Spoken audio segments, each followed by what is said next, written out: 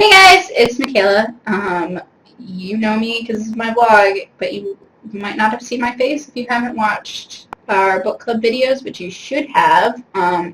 You would have also known that this is Gretchen's face if you watched our book club videos. We are here to talk about the Bookish Beginnings Tag, which was started by Lauren at Reads and Daydreams last month. It's actually pretty topical. It's a new thing, and it's look at us go. Yeah, we're going to be talking about sort of like a lot of our firsts in readings, I think. Firsts in reading. But our first times. First times. Sounds far more exciting than it actually is. If you would like another version of this where we talk about sort of our growing up and like things like that, you can go to her blog where she has posted our Booktube Newbie tag, because aside from making videos for 3 years together, we are fairly new as doing like specifically Booktube videos. Extremely. I think you can tell by our poise and confidence. We are so good at this. I can clearly talk to a camera.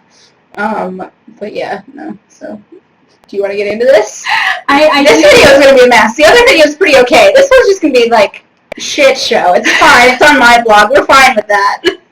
So the first question is about what we like to read as children. Mm-hmm. And I was the quintessential spunky little girl who read like Nancy Drew and Trixie Belden, like the teen detectives kind of thing. I skipped over a whole portion of like middle grade books. I didn't really read those at all. I went directly to the big chunky books that were there before Harry Potter, but then of course I also read Harry Potter. Aragon by Christopher Paolini inspired me a lot to begin my writing.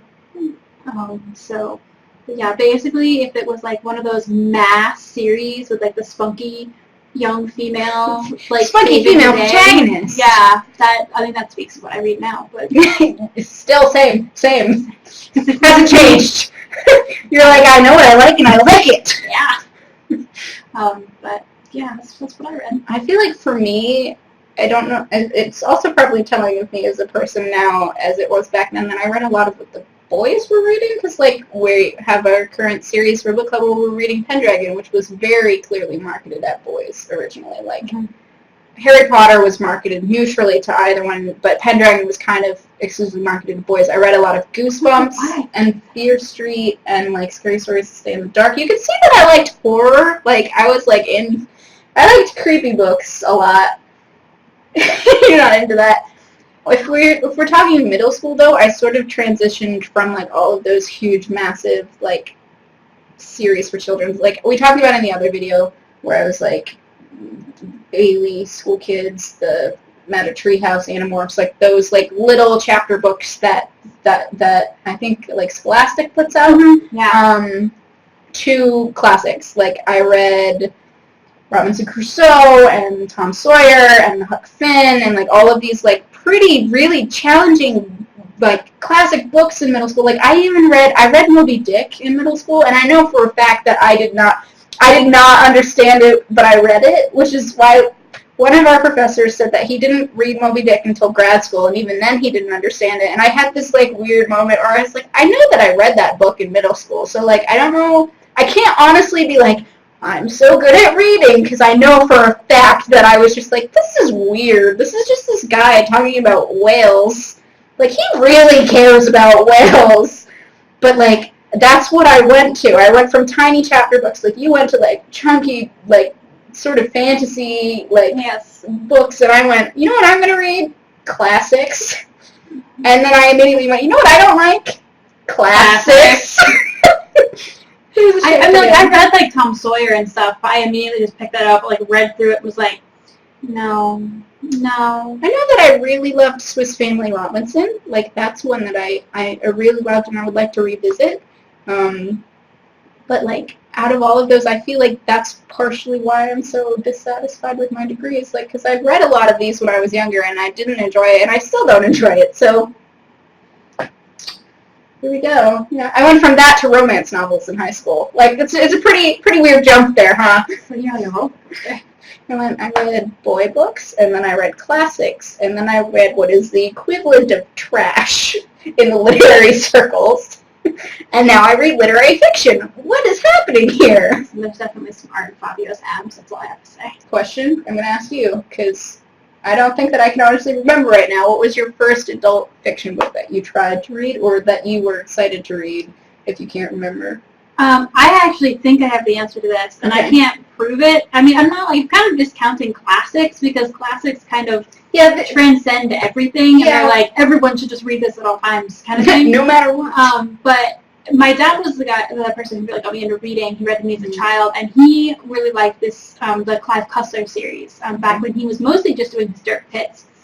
And the library had all of them. And so they're the first, like, there might have been ones before that, but I went through, and he's released like 50 books or something, and I've read all of them. Oh my goodness. Because my dad, like, I would read them, and then I would talk to my dad about them, and that was really exciting, even if I didn't understand half of the nautical science. Yes.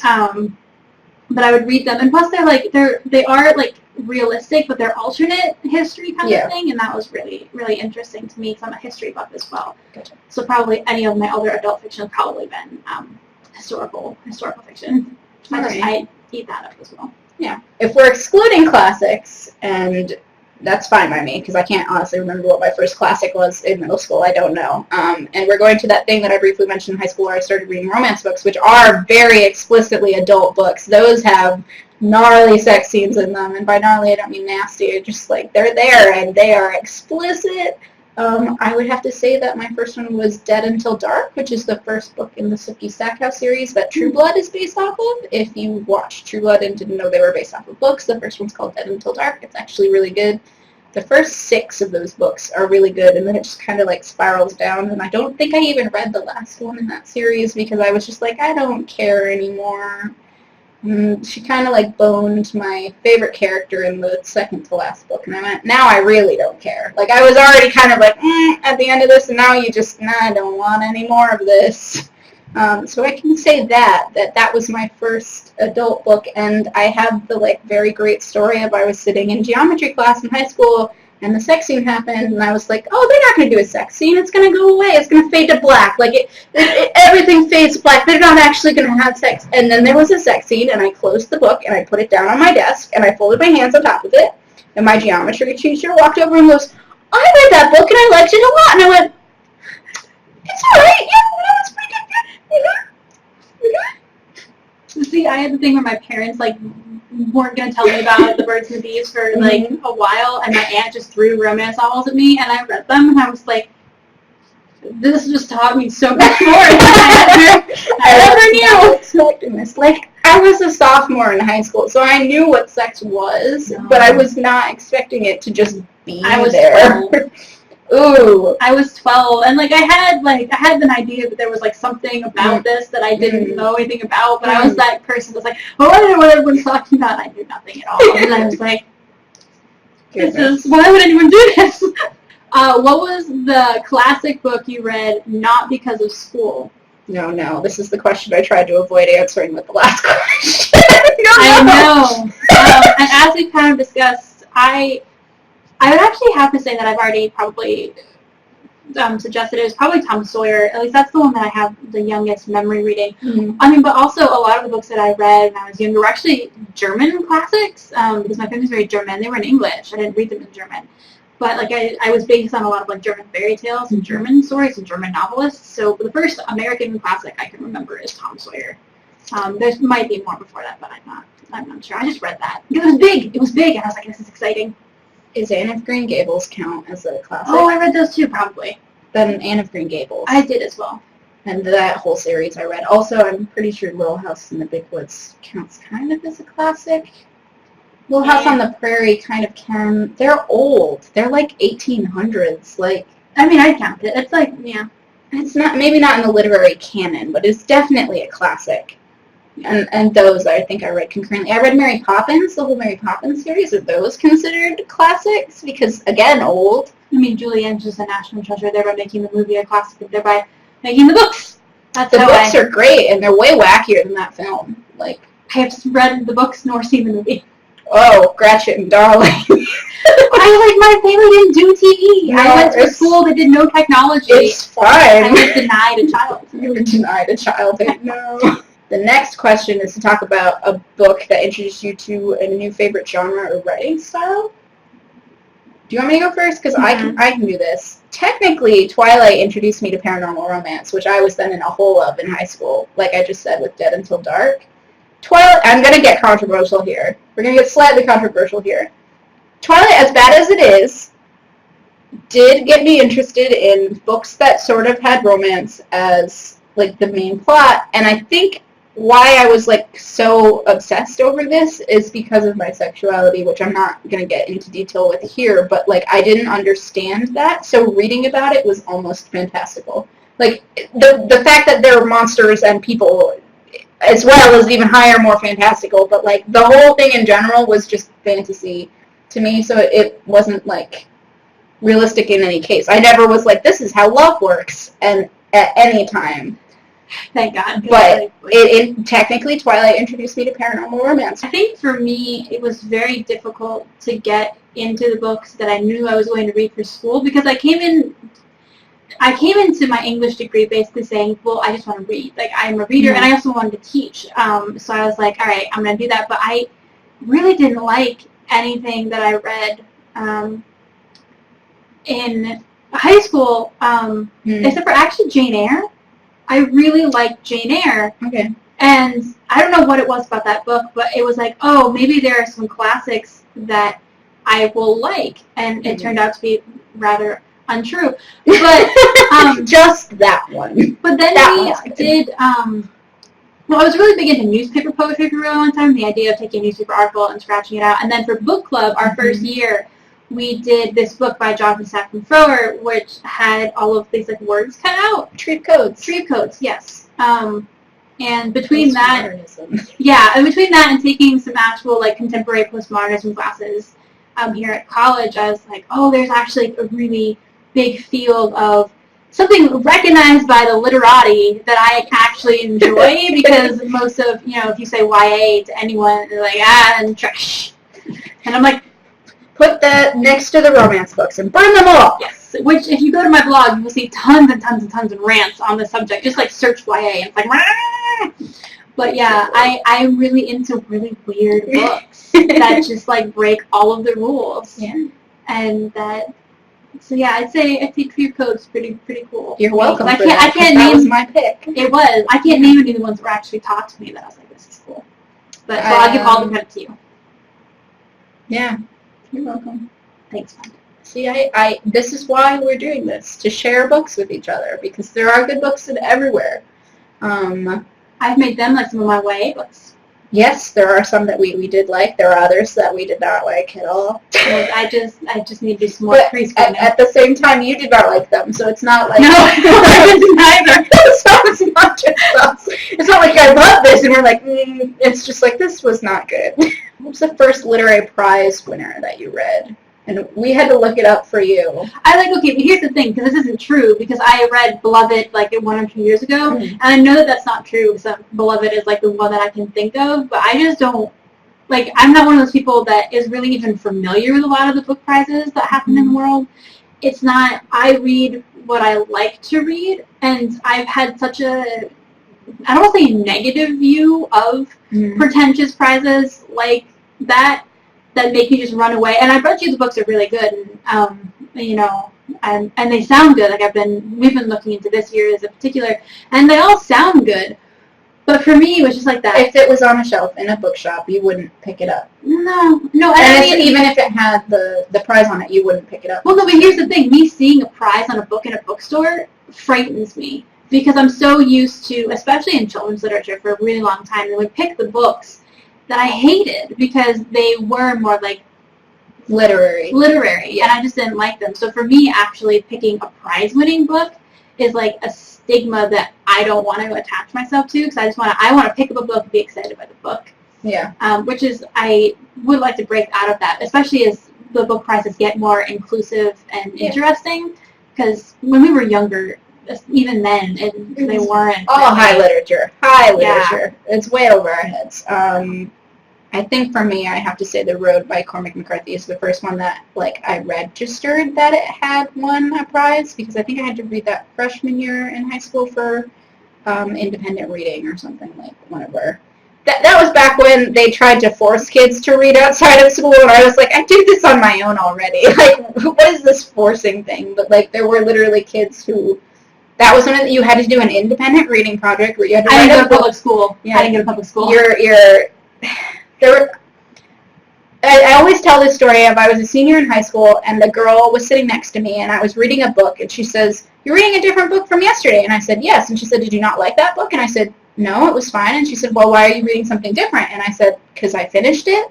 And, like, literally the thought of finishing one book and immediately picking up another book did not cross her mind. And then I later heard her talking to our advanced placement English literature teacher, that she hadn't actually finished a book since 7th grade. A book, in general. 5 years. Just skimmed.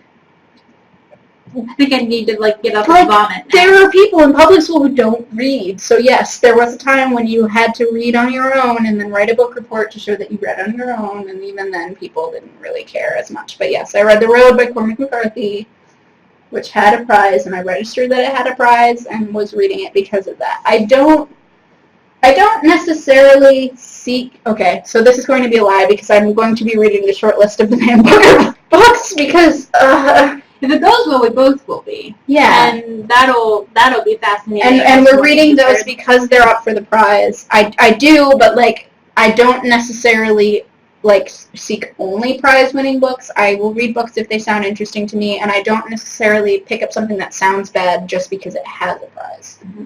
If it sounds good to me, I'll read it. If it happens to also have a prize, I will sort of trust in the fact that it is good literature and that it would be worth reading. And if it's not, that's an even more interesting discussion to have of, like, why did this win a prize for whatever reason. So there's our best book clubs have been the ones that none of us liked.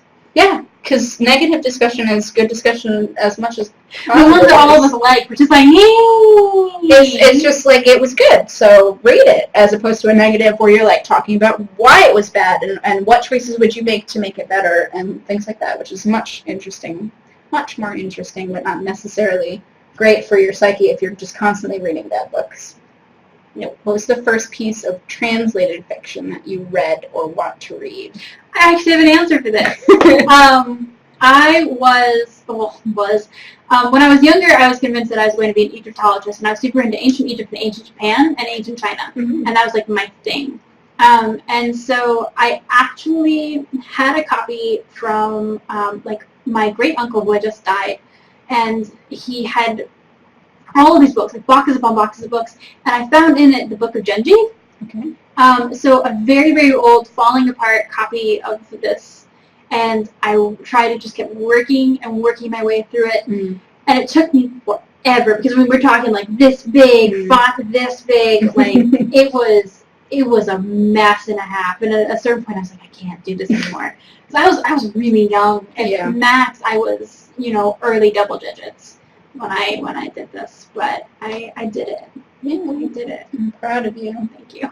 I feel like I could be dumb and say the fairy tales because they're translated from German and French, technically. I did that too, I guess. Yeah, so those could be like a very cheap throw. I'm sad to say, for somebody who wants to go to grad school for translation, that my first translated text was actually probably that I chose was Kafka on the Shore by Haruki Murakami, because I read exclusively classics, which are very old dead white man, and then I read romance books, which is very alive old white woman. And I didn't read a lot. I wasn't encouraged in school or in general to just read translated fiction, and that's something that I'm trying to change now. I purposely will pick books that I see that are translated works, and that's what I want to do. And I feel like in our country in particular, we need to try and promote more, because other people in other countries write good books too. It's not just the English that are able to write really well. It's just maybe more difficult because we have to take it as a filtered thing. It's not. Did you read the Stieg Larsson book? I read the first one, but I think I read it after I read No, they're Talk on the translated. Shore. Yeah, because they're Swedish. Yes. I have a lot of feelings about those books. We could talk about them at some point. Yeah. But yeah, no. So like, I wasn't encouraged to read translated fiction in school, and I don't think that I might have been unaware that that was a thing for a very long time, that there were books that are in English that weren't originally in English. And that might be a thing that I might have read translated stuff, but I didn't know it was translated because it's not spoken about. You don't talk about it as if it's translated. You talk about it as a book. Like, Dostoevsky wasn't originally written in English, but it's in our literary canon for some reason. Yeah, that's the thing about growing up with German grandparents. They had all these books that were in German. And I remember seeing my grandfather's, I forget what it was, but he had a copy of something that I had seen in English, then that he had in German, and I was like, what? That's a thing? Why? Yeah, I mean, yeah, it's weird. And that's the thing that I'm working on now, is I'm trying to read more from people who don't necessarily write originally in English. I read a whole bunch of Korean stuff last year, like a whole lot translated in English. But the first one was Kafka on the Shore by Haruki Murakami, which is a great book. Why you started Booktube and what it was like to film and upload your first video. We technically, I guess we can talk about book club for this, because we technically haven't uploaded our first specifically Booktube video yet. We've done this one and another one today. But do you want to talk about our first book club and like why we did that? Because that's our first foray onto online talking about books, technically. I think the story of how we started book club is very similar to how we started this. Because Michaela was like, I want to do the thing. I just do the Michaela doing everything and making others do it with her, so she doesn't have to do it alone. Well, I'm not used to having friends. Oh. Yeah. But at the time, Michaela and I were living together. We were second semester freshman year roommates. And she and her, then her friend Taylor, Taylor and I were kind of sort of friendsy things. And they had an idea to do this. She had the idea and got Taylor into it. And then I was like, well, I want to come. And that's good. Yeah, and we were like, well, let's just do it in the summer. We actually have time to read things that we want to read as opposed to struggle busing through school. This is actually the first semester, even though we've done it every summer in between college, this is the first semester that we are doing book club videos while at school. Yes, and we've spread it out more, even over the summer this summer, we spread it out more. It used to be every week we would read a new book, and this summer we did every 2 weeks, which was a little bit better. It gave us more time. We didn't have to push back as often, and now we're going to do once a month, hopefully. And even after I leave, let's see if we can keep that up, that once a month. Hopefully. Once a month.